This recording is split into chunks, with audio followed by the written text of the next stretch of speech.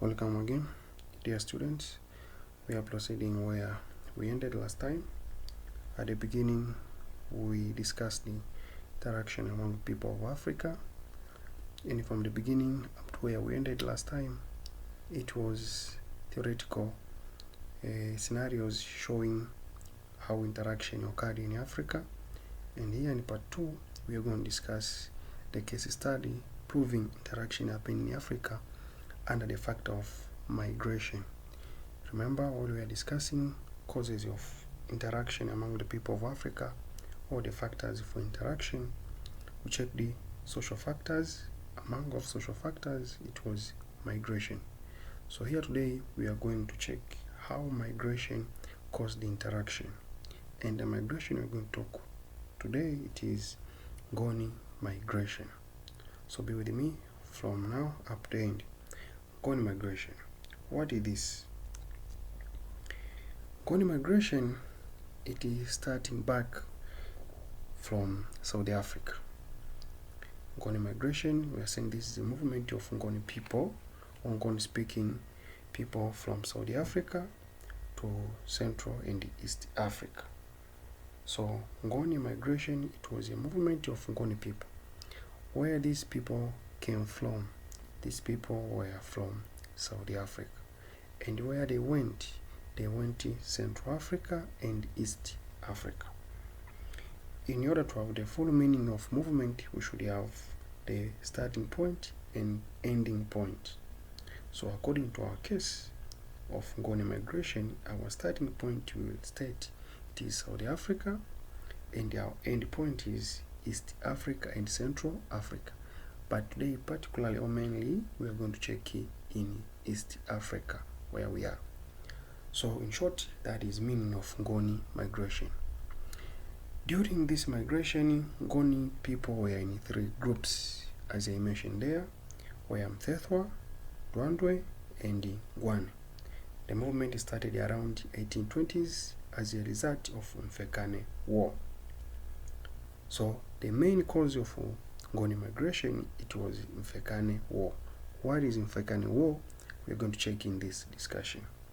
In Tanzania currently, today, Ngoni people men are living in the Ruvuma region. We used to call them Wangoni. So Wangoni who are living in Tanzania today, originally they came from Saudi Africa. That is a brief background of Ngoni Migration, mainly in introduction while you're writing your essay. If you have this package, you learn about your essay. What or the meaning, who, and the when, and also where. So in what is, we answered it is a movement of Ngoni people from Saudi Africa, Natal region to Central and East Africa. Who moved were Ngoni people in 3 groups. Those groups were Mfecane, Ndwandwe, and Ngwane. When 1820s.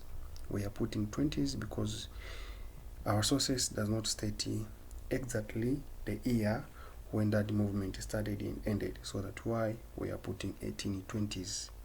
And where are they today? Their final destination, it was in Tanzania. That group moved to East Africa. And in Tanzania currently, they are living in the Ruvuma region. Remember, these were people from Saudi Africa. And we are here to prove migration, how migration caused the interaction. So up to now, we got a picture like through migration, there is a group of people contacted with the people of East Africa by the means of migration. And who were those people? Ngoni people. Currently, they are living in Ruvuma. Let's go deep. So, Mfecane War.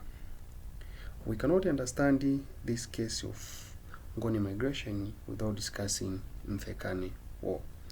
Remember, from our introduction, we said the main cause of Ngoni Migration, it was Mfecane War. So let's dig deep. What is Mfecane War and how Mfecane War caused the Ngoni Migration? What is Mfecane War? The word Mfecane comes from Ngoni language that means crushing. Thus, Mfecane War was the time of conflict and a vale in South Africa from Zulu land. It occupied the area eastern part of South Africa around Drakensberg Mountain and Indian Ocean. So Mfecane War, in short, it was a time of turmoil in South Africa, or crashing, or conflict, and this conflict mainly sparked or started from Zulu land. So that is Mfecane War. It was a time of crashing in South Africa. What more? Who involved in Mfecane War? Mfecane War involved with the following societies. Ngoni societies, namely Zulu, Ndwande, Mthethwa, and Ngwane, under leadership of Shaka Zwide Ngusayo and Sobuza of Ngwane respectively. So these were the people who involved in that war, and mainly were Zulu state. I mean Ngoni societies, including Zulu and the other societies that were generally were Ngoni societies. And when the Mfecane War occurred the first half of 19th century. So these are just the guidelines to understand the main or the general picture of the Mfecane War, the meaning of the war, participant of the war, and when that war occurred. And when we are discussing who participated in the war, directly also we are discussing where it occurred. When we are mentioning those societies, we know these societies are from South Africa. So Mfecane War, it was a time when those South African societies, especially Nguni societies, they were crashing and struggling to get who is a powerful, or what the powerful society, it can control other societies, that can control other societies.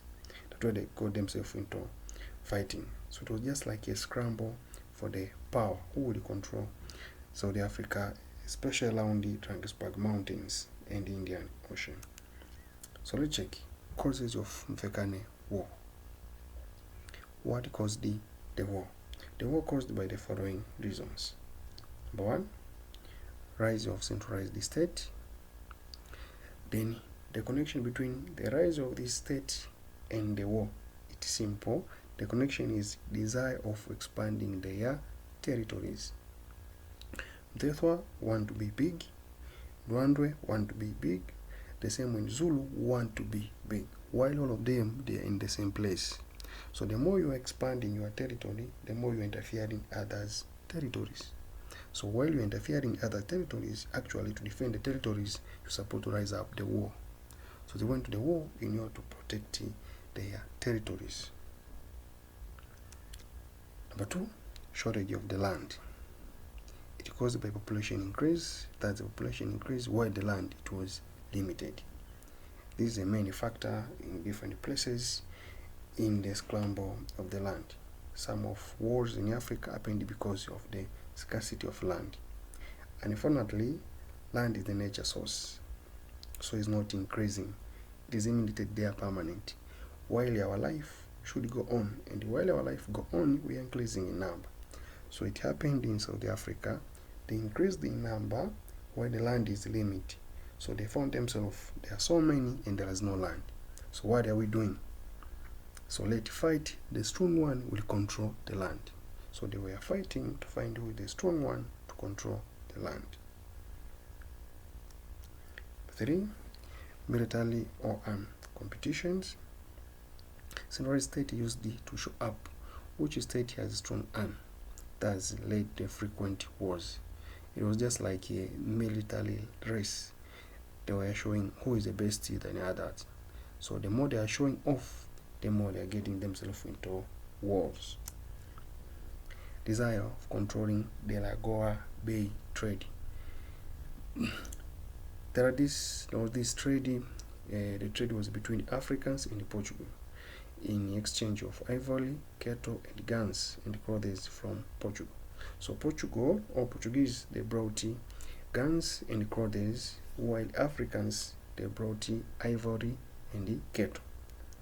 This trade occurred in Mozambique, but the main controller in the African side were the people from South Africa. So in the long run, they were finding who will control that trade. The trade was very, very profitable. So they get into war to find at the end who will win that war, will control that trade. So because of this Lagoa Bay trade, and it was profitable trade, they got themselves into fighting and get themselves in order to find the one who will lead that trade. Simple like that. The role of their leaders in every war, we cannot alienate or we cannot forget the role of the leader. Most wars, people are getting into war because of the influence of their leaders. So even here in Ngoni Migration, in Mfecane war, people involved in the war because of the influence of their leaders. The coming of Boers. Boers escaped the British at the Cape by Patrick, which resulted to the land competition and the population pressure. The interior hence Mfecane war. Later on in the coming topic, you're going to check this case called the Boer Trek. This was a movement of Boers from the Cape of South Africa to the interior of South Africa, whereby they were escaping the British. So while the Boers penetrated the interior, they caused another problem of land scarcity. Before Boers, the land it was not enough. Then we got another population. So it was the war again pushed or influenced by the coming of Boers. Boers, these were the people from Netherlands. They arrived at the Cape before British. Later on, the British came at the Cape. British chased them out of the Cape. So where Boers can go, they penetrated the interior of South Africa. The interior of South Africa, they caused another problem, land scarcity. This problem of land scarcity caused the Mfecane war. How? They were fighting to get land. So those, I can say, were the causes of Mfecane war. Then from those causes of Mfecane war, came the time Ngoni wanted to save themselves. Some groups of Ngoni or tribes of Ngoni, they wanted to save themselves from the war. So they decided to get out of South Africa to find another place. So them they were getting out of South Africa, it called the migration, and that is where we got Ngoni Migration.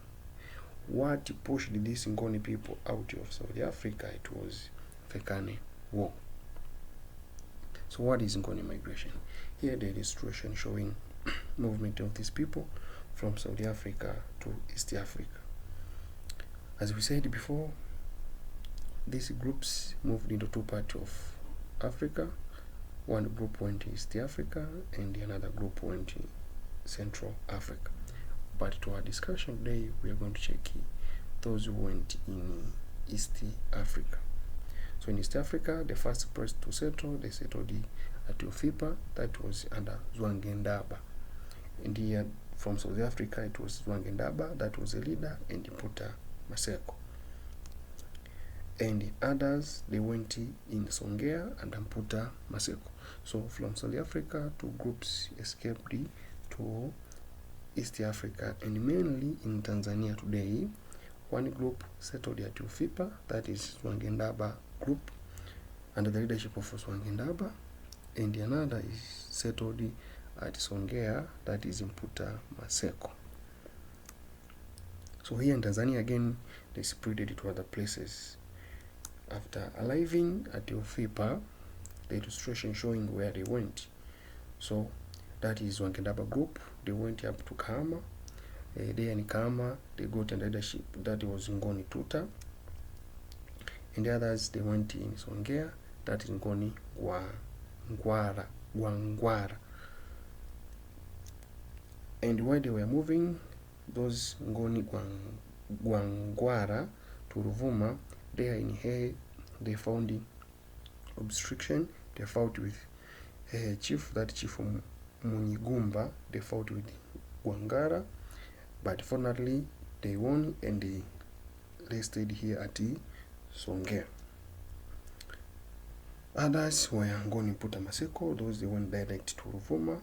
So Ngoni Gwangwara and Maseko, they found themselves in one place.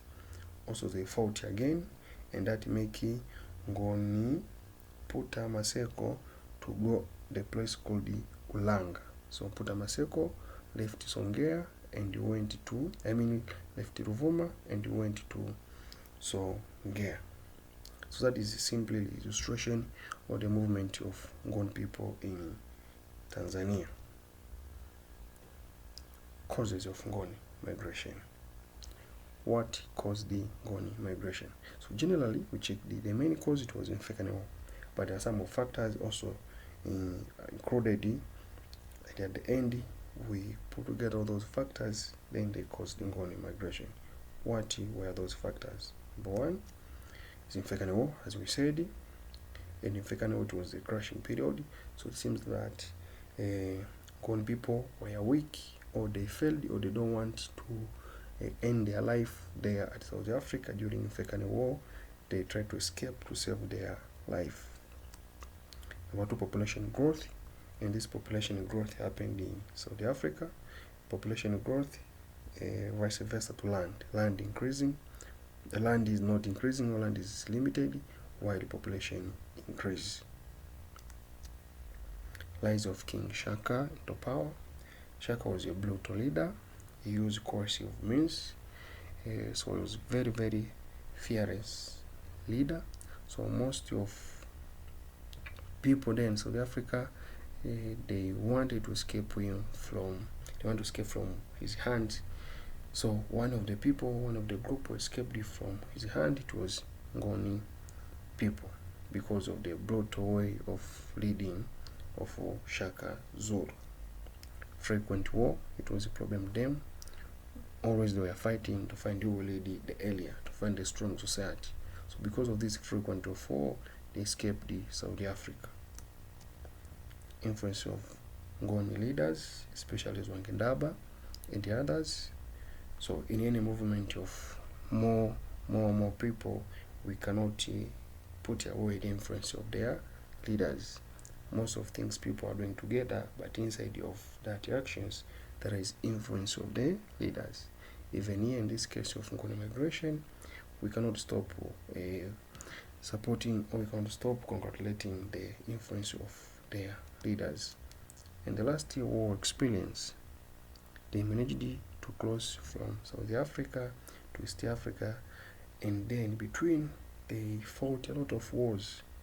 Then how were able to reach East Africa? Because they had war experience since from South Africa. Remember, what made them to get out of South Africa? It was war.